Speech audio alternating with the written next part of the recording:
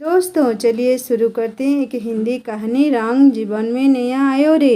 कहानी सुनने के बाद लाइक शेयर सब्सक्राइब करना मत भूलना। क्यों परिवार की जिम्मेदारियों में उलझी थी टुल्की।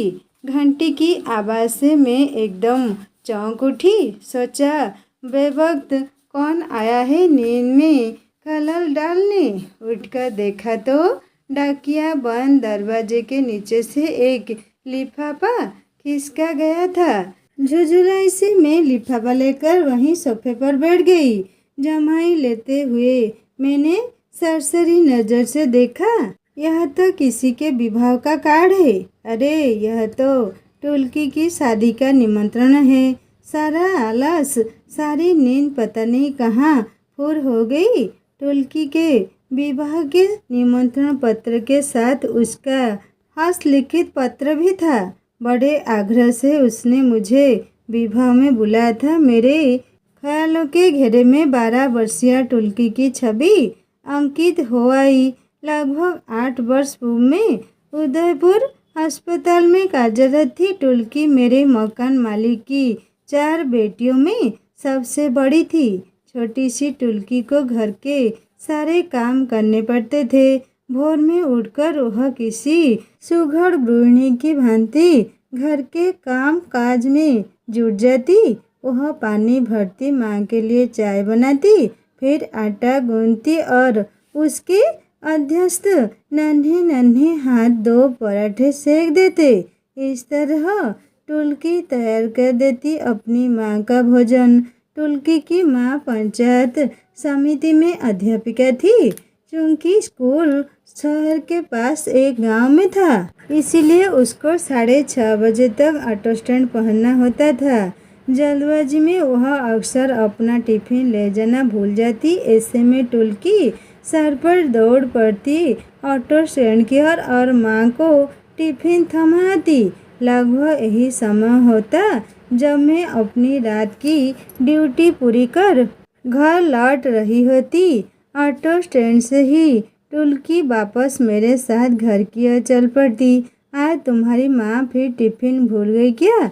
मेरे पूछते ही टुल्की हाँ में गर्दन हिला देती। मैं देखती रह जाती उसके मासूम चेहरे को और सोचती, दोनों में माँ कौन है और बेटी कौन? घर पहुँचते ही टुल्की पूछती, सिस्टर आपके लिए चाय बना दूँ? नहीं, रहने दे, अभी थोड़ी देर सोऊंगी, रात भर की थकी हूँ, कहती हुई मैं अपने बालों को जुड़े के बंधन से मुक्त कर देती। मेरे काले घने लंबे बालों को टुल्की उपलब्ध देखती रह जाती। पर यह मैंने तब महसूस किया जब एक दिन वह बर्फ लेने आई। उसके कटे बालों को देख मैं हैरानी से पूछ बैठी, बाल क्यों कटवा लिए टुल्की? उसकी पहले से सजल मिचमिची आंखों से आंसू बहने लगे। मेरे पुचकारने पर उसके सब्र का बांध टूट गया। भावावेश में वह मेरे सीने से लिपट गई। मेरे अंदर कुछ पिघलने लगा। उसके रूखे बालों में हाथ घुमाते हुए मैंने पुचकारा, रो मत बेटी, रो मत। क्या हुआ, क्या बात हुई, मुझे बता। सिसकियों के बीच उभरते शब्दों से मैंने जाना कि टुल्की के लंबे बालों में जुएं पड़ गई थी। माँ से सर संभल न हो पाई, इसीलिए उसके बाल जबरदस्ती कटवा दिए गए। सिस्टर मुझे आप जैसे लंबे बाल। उसने दुखी स्वर में मुझसे कहा, देखो ना सिस्टर, मैं सारे घर का काम करती हूँ, माँ का इतना ध्यान रखती हूँ। क्या हुआ जो मेरे बालों में जुएं पड़ गई? इसका मतलब यह तो नहीं कि मेरे बाल और उसकी रुलाई फिर से फूट पड़ी। मैं उसे दिलासा देते हुए बोली, चुप हो जा मेरी अच्छी गुड़िया। अरे बालों का क्या है, ये तो फिर बढ़ जाएंगे। जब तू मेरे जितनी बड़ी हो जाएगी तब बढ़ा लेना इतने लंबे बाल। हमेशा चुप रहने वाली आज्ञाकारिणी टुल्की मेरी ममता की हल्की सी आंच मिलते ही पिघल गई थी। पहली बार मुझे महसूस हुआ कि इस अबोध बच्ची ने कितना लंबा अपने अंदर छिपा रखा है। टुल्की की माँ उसको जोर जोर से आवाज़ें देती हुई कोसने लगी, पता नहीं कहाँ मर गई यह लड़की, एक काम भी ठीक से नहीं करती। बर्फ क्या लेने गई, वहीं चिपक गई। माँ की चिल्लाहट सुनकर बर्फ लिए वह दौड़ पड़ी। उस दिन के बाद वह हमेशा स्नेह की छाया पाने के लिए मेरे पास चली आती। एक दिन जब टुल्की अपनी माँ के सिर की मालिश कर रही थी तो मैं अपने आप को रोक नहीं पाई। क्या जिंदगी है इस लड़की की, खाने खिलाने की उम्र में पूरी गृहस्थीन बन गई है। इसे थोड़ा समय खेलने के लिए भी दिया करो भाभी, तुम इसकी सही माँ हो। तुम्हें जरा ख्याल नहीं आता कि क्या करूं? सिस्टर, आज सिर में बहुत दर्द था। टुल्की की माँ ने अपराध भाव से अपनी नज़र नीचे करते हुए कहा। मैंने टुल्की को उंगली से गुदगुदाते हुए उठाने का इशारा किया तो उसने हर्ष मिश्रित आंखों से मुझे देखा और आंखों ही आंखों में कुछ कहा। फिर वह बाहर भाग गई। मुझे लगा जैसे मैंने किसी वन पंछी को मुक्त कर दिया है। आज ऑटो के इंतजार में सड़क पर 2 घंटे तक खड़ा रहना पड़ा। शायद तेज धूप के कारण सिर में दर्द होने लगा है। सोचा थोड़ी मालिश करवा लूँ, ठीक हो जाएगा। टुल्की की माँ सफाई देती हुई बोली। शायद कुछ दर्द के कारण या फिर अपनी बेबसी के कारण टुल्की की माँ की आंखें नम हो गई थी। यह देख मैं इस समय ग्लानि से भर गई। क्या करूं सिस्टर, एक लड़के की चाह में मैंने पढ़ी लिखी समझदार होकर भी लड़कियों की लाइन लगा दी। पता नहीं क्या क्या देखना है जिंदगी में, कहती हुई वह अपनी बेबसी पर सिसक उठी। सारा दोष प्रकृति पर मढ़कर वह अपने आप को तसल्ली देने लगी। मैं सोचने लगी कि इन्होंने तो सारा दोष प्रकृति को देकर मन को समझा दिया, पर टुल्की बेचारी का क्या दोष जो असमय ही उसका बचपन छीन गया। क्या उसका दोष यही है कि वह घर में सबसे बड़ी बेटी है? मन में बार बार यही प्रश्न घुमड़ रहा था। टुल्की बार बार मेरे मानस पटल पर उभर कर पूछ रही थी, मेरा कसूर क्या है सिस्टर? उस दिन भी मैं सो रही थी कि एकाएक मुझे लगा कि कोई है। आंखें खोलकर देखा तो टुल्की सामने खड़ी थी। पता नहीं कब आहिस्ता से दरवाज़ा खोलकर भीतर आ गई थी। वह एकटक मुझे देख रही थी। मैंने आंखों ही आंखों में सवाल किया, क्या है? आपको उड़ती हुई पतंग देखना अच्छा लगता है सिस्टर? मेरे बात का जवाब दीजिए। मैंने हाँ में गर्दन हिलाई और उसको देखती रही कि वह आगे कुछ बोले, पर जब चुप रही तो मैंने पूछ लिया, क्यों, क्या हुआ? वह चुप रही, मन में कुछ तौलती रही कि मुझसे कहे या ना कहे। मैं उसे इस स्थिति में देख प्रोत्साहित करते हुए बोली, तुझे पतंग चाहिए? उसने ना में गर्दन हिलाई तो मैंने झुंझलाते हुए बोली, तो फिर क्या है? वह सहम गई, धीरे से बोली, कुछ नहीं सिस्टर। और जाने को मुड़ी, कुछ कैसे नहीं, कुछ तो है, बता। चादर एक तरफ फेंकते हुए मैं उसका हाथ पकड़कर रोकते हुए बोली, सिस्टर, मैं शाम को छत पर पतंग देख रही थी तो पिताजी ने गुस्से में मेरे बाल खींच लिए। कहने लगे कि नाक कटानी है क्या? लड़की जाते चल नीचे उतर। सिस्टर, क्या पतंग देखना बुरी बात है? मैंने बात की तह में जाते हुए पूछ लिया। छत पर तुम्हारे साथ कौन था? कोई नहीं। टुल्की की मासूम आंखें सच्चाई का प्रमाण दे रही थी। और पड़ोस की छत पर मैं तहकीकात करते हुए आगे बोली, वहाँ 2 लड़के थे सिस्टर, पर मैं उन्हें नहीं जानती। बस बात मेरी समझ में आ गई थी कि टुल्की को डांट क्यों पड़ी। सोचने लगी, छोटी सी अबोध बच्ची पर इतनी पाबंदी, पर मैं कर ही क्या सकती हूँ। टुल्की के पिता पुलिस में सब इंस्पेक्टर थे। सो रोब तो उसके चेहरे व आवाज़ में समाया ही रहता था। अपनी बेटियों से भी वह पुलिसिया अंदाज में पेश आते थे, जरा सी भी गलती हुई नहीं कि टुल्की के गालों पर पिताजी की उंगलियों के निशान उभर आते। एक दिन अचानक टुल्की के पिता की कर्कश आवाज सुनाई दी। मेरी जान खाने को 4-4 बेटियां जन्म दी निपुदी ने, एक भी बेटा पैदा नहीं किया। सारी उम्र हड्डियां तोड़ तोड़ कर दहेज जुटाता रहूँगा और बुढ़ापे में ये सब चल देंगी अपने घर। कोई भी सेवा करने वाला नहीं होगा। मारपीट और चीख चिल्लाहट की आवाज़ों में वहाँ से आ रही थी। मैं अस्पताल जाने के लिए तैयार खड़ी थी, पर वह सब सुनकर मुझसे नहीं रहा गया। बाहर निकलकर देखा कि टुल्की भय से थर-थर कांपती हुई दीवार से सटकर खड़ी है। इंस्पेक्टर साहब, आप भी क्या बात करते हैं? बेटियां जनी है तो इसमें नीरा भाभी का क्या दोष है? एक नज़र कलाई पर बंधी घड़ी की ओर फेंकते हुए मैंने कहा। मुझे देख हुए जरा सहमित हुए चेहरे पर छलक आए पसीने को पोंछते हुए बोले, अब आप ही बताओ सिस्टर, 4-4 बेटियों का दहेज कहाँ से जुटा पाऊंगा? अब कह रहे हैं यह सब आपको पहले मालूम नहीं था? जो 4-4 बेटियों की लाइन लगा दी। मेरे कहने पर वे थोड़ा झुंझला, फिर कुछ कहने ही वाले थे कि मैं फिर बुड़कते हुए बोली, आप अकेले तो नहीं कमा रहे, नीरा भाभी भी तो कमा रही है। कमा रही है तो रोब मार रही है, घर का कुछ ख्याल नहीं करती।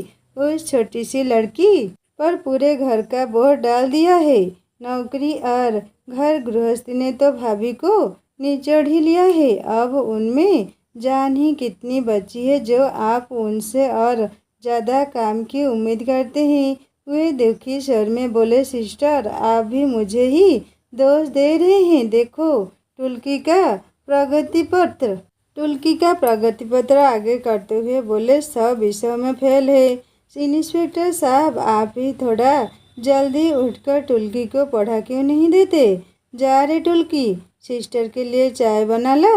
वे ऊंचे स्वर में बोले, देखो सिस्टर, सारा दिन ये खुद ही लड़की से काम करवाते रहते हैं और दोष मुझे देते हैं। साड़ी के पल्लू से आंखें पोंछते हुए नीरा भाभी रसोई की ओर बढ़ते हुए बोली, तो मुझे एकाएक ध्यान आया कि इस पूरे प्रकरण में मुझे 10 मिनट की देर हो गई है। मैं उसी क्षण अस्पताल की ओर चल पड़ी। उस दिन के बाद से इंस्पेक्टर साहब रोज सुबह टुल्की को पढ़ाने लगे, पर उसका पढ़ाई में मन ही नहीं लगता था। उसका ध्यान बराबर घर में ही हो रहे काम काज और छोटे बहनों पर लगा रहता था। उसके पिता उत्तेजित हो जाते और टुल्की सब कुछ भूल जाती और प्रश्नों के उत्तर गलत बता देती। टुल्की की शिकायतें अक्सर स्कूल से भी आती रहती थी, कभी समय से स्कूल न पढ़ने पर तो कभी गृह कार्य पूरा न करने पर। ऐसे में टुल्की का अध्यापिका द्वारा दंडित होना तो स्वाभाविक था ही, साथ ही अब घर में भी उसे मार पड़ने लगी। मैं सोचती रह जाती, नन्ही सी जान कैसे सह लेती है इतनी मार, पर देखती टुल्की इससे जरा भी विचलित न होती, मानो दंड सहने की आदत पड़ गई हो। टुल्की की परीक्षाएं नज़दीक थी, सो नीरा भाभी छुट्टियां लेकर घर रहने लगी। अब उसकी पढ़ाई पर विशेष ध्यान दिया जाने लगा। माता पिता के इस एक माह के प्रयास के कारण टुल्की जैसे तैसे पास हो गई। एक दिन टुल्की के भाई का जन्म हुआ, जो उसके लिए बेहद प्रसन्नता का विषय था। इससे पहले मैंने कभी टुल्की को इस तरह प्रफुल्लित होकर चौकड़ियाँ भरते नहीं देखा था। मुझे मिठाई का डब्बा देते हुए बोली, जब हम सब चली जाएगी तब भैया ही माता पिता का की सेवा करेगा। मैंने ऐसे ही बेख्याली में पूछ लिया था, कहाँ चली जाओगी? ससुराल। और कहाँ? मुझे आश्चर्य से देखती टुल्की बोली। उसके छोटे से मुंह से इतनी बड़ी बात सुनकर उस समय तो मुझे बहुत हंसी आई थी, पर अब उसी टुल्की के विवाह का कार्ड देखा तो मन की राहों से उसका मासूम बोझिल बचपन गुजरता चला गया। फिर शीघ्र ही मेरा वहाँ से तबादला हो गया था। अस्पताल की भाग दौड़ में अनेक अविस्मरणीय घटनाएं अक्सर घटती ही रहती है। मैं तो टुल्की को लगभग भूल ही चुकी थी, किंतु जब उसने मुझे याद किया और इतने मनोहर से पत्र लिखा तो हृदय की गुप्त भावनाएं जाग उठी। सोचा मैं जरूर उसकी शादी में जाऊंगी। निश्चय करते ही मुझे अस्पताल की थका देने वाली जिंदगी एकाएक उबा हुआ बोझिल लगने लगी। सोच रही थी कि 2 दिन पहले ही छुट्टी लेकर चली जाऊं। अपने इस निर्णय पर मैं खुद हैरान थी। विवाह के 2 दिन पूर्व मैं उदयपुर जा पहुंची। टुल्की ने मुझे दूर से ही देख लिया था। चंचल हिरनी सी कुलांचे मारने वाली वह लड़की हले हले मेरी ओर बढ़ी। कुछ क्षण में उसे देखकर खिड़की और एकटक उसे देखने लगी। यह इतनी सुंदर दिखने लगी है। मैं मन ही मन सोच रही थी कि बोली, सिस्टर मुझे पहचाना नहीं, और झट से झुककर मुझे प्रणाम किया। मैं उसे बाहों में समेटते हुए बोली, टुल्की तुम तो बहुत बड़ी हो गई हो, बहुत सुंदर भी। मेरे ऐसा कहने पर वह शर्मा कर मुस्कुरा उठी। तभी तो शादी हो रही है सिस्टर। उससे इस तरह के उत्तर की मुझे उम्मीद नहीं थी। सोचने लगी कि इतनी संकोची लड़की कितनी बाचल हो गई। सचमुच टुल्की में बहुत अंतर आ गया था। अचानक मेरा ध्यान उसके हाथों की ओर गया। यह क्या टुल्की, तुमने तो अपने हाथ बहुत खराब कर रखे हैं। जरा भी ध्यान नहीं दिया, बड़ी लापरवाह हो तुम। अरे दुल्हन के हाथ तो एकदम मुलायम होने चाहिए। दूल्हे राजा तुम्हारा हाथ अपने हाथ में लेकर क्या सोचेंगे कि क्या किसी लड़की का हाथ है या मैं कहे बिना न रह सकी। मेरी बात बीच में ही काटते हुई टुल्की उदास स्वर में बोल उठी, सिस्टर कैसे परवाह है मेरे हाथों की। बर्तन मांझ कर हाथों में ये रिखाएं तो अब पक्की हो गई है। आप तो बचपन से ही देख रही हैं, आपसे क्या कुछ छिपा है। अरे फिर भी क्या हुआ, तुम्हारी माँ को अब तुमसे कुछ समय तक तो काम नहीं करवाना चाहिए था। मैंने उलाहना देते हुए कहा, मेरा जन्म इस घर में काम करने के लिए ही हुआ है। रुलाई को रोकने का प्रयत्न करती टुल्की को देख मेरे अंदर फिर कुछ पिघलने लगा। मन कर रहा था कि खींचकर उसको अपने सीने में भींच लूं, उससे दुनिया की तमाम कठोरता से बचा लूं। मेरी नम आंखों को देखकर वह मुस्कुराने का प्रयत्न करने हुए आगे बोली, मैं भी आपसे कैसी बातें करने लग गई, वह भी यही सड़क पर। चलिए अंदर चलिए। सिस्टर आप थक गई होगी, मुझे अंदर की ओर ले जाती टुल्की कह उठी। आपके लिए चाय बना लाती हूँ। बड़े आग्रह से उसने मुझे नाश्ता करवाया। मैं देख रही थी कि ये तो टुल्की में बड़ा फर्क आ गया है, पर काम तो वह अब भी पहले की तरह उन्हीं जिम्मेदारियों से कर रही है। मेरे पूछने पर कहने लगी, माँ तो नौकरी पर रहती है, उन्हें थोड़े ही मालूम है कि घर में कहाँ क्या पड़ा है। मैं न देखूंगी तो कौन देखेगा। और यह टिन्नू अपनी छोटी बहन की ओर इशारा करते हुए कहने लगी, इसे तो अपने श्रृंगार से ही फुर्सत नहीं है। अब देखो ना सिस्टर, जैसे इसकी शादी हो रही हो, रोज ब्यूटी पार्लर जाती है। दीदी आज आपकी पोटला साड़ी में पहन लूं। अंदर आती टिन्नू तुना कर बोली, पहन ले। मुँह पर जरा संभल कर जाना। पार्लर भी दो ना दीदी, देख तूने लगा ली ना वही बिंदी। मैंने तुझे मना किया था कि नहीं? मैंने माँ से पूछकर लगाई है। इतराती हुई टिन्नू निडर होकर बोली, माँ क्या जाने कि मैं क्यों लाई, आप और ले आना। मुझे पसंद आई तो मैंने लगा ली है।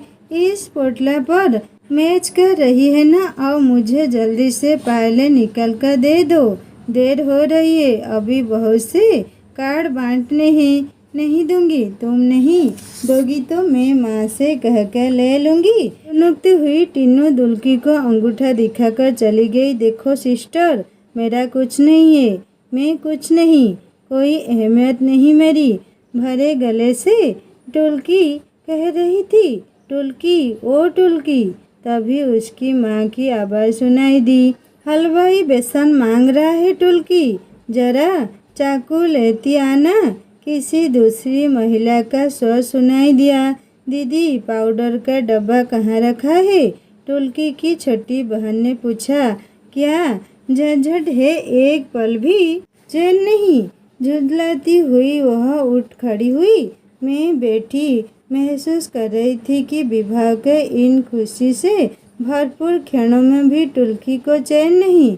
दिन भर के काम से थकी टुल्की अपने दोनों हाथों से पैर दबाती मेरी आंखें लिए गीतों भरी शाम में बैठी थी और ऊँग रही थी। उल्लास से हुलसती उसकी बहन ने अपने हाथों में मेहंदी रचाए, बालों में बेनी सजाए, गोटा लंगे चोली घाघरे में ढोलक की थाप पर थिरक रही थी।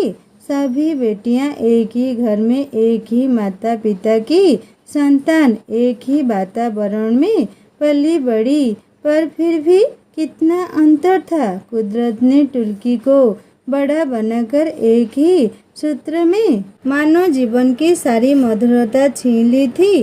टुल्की के जीवन की वह सुखद घड़ी भी आई जब द्वार पर बारात आई।